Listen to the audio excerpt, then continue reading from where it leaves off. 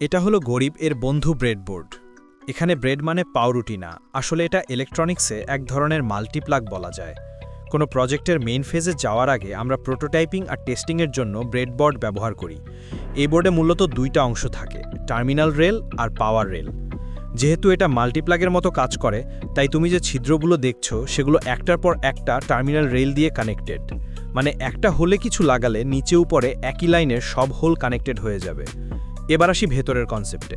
যেহেতু নতুন বোর্ড ভাঙতে খারাপ লাগে, তাই আমরা একটা ব্রিটিশ আমলের একটি বিধ্বস্ত বোর্ড নিব। সঠিক বলেছেন, আপনার বুদ্ধি ভালো।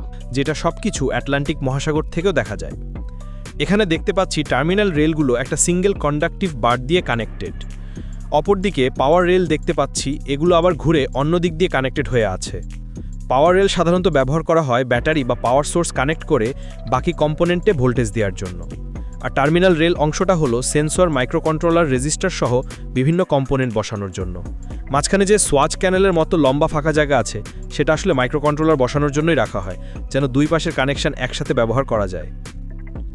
এখন দেখি কিভাবে কম্পোনেন্ট কানেক্ট করতে হয়। যেমন একটা এলইডিকে ওয়্যার দিয়ে কানেক্ট করলে এলইডি আর মাইক্রোকন্ট্রোলারের মাঝে সিগন্যাল আদান প্রদান হবে। এভাবে আমরা সহজে একটা সার্কিটের প্রোটোটাইপ বানিয়ে টেস্ট করতে পারি।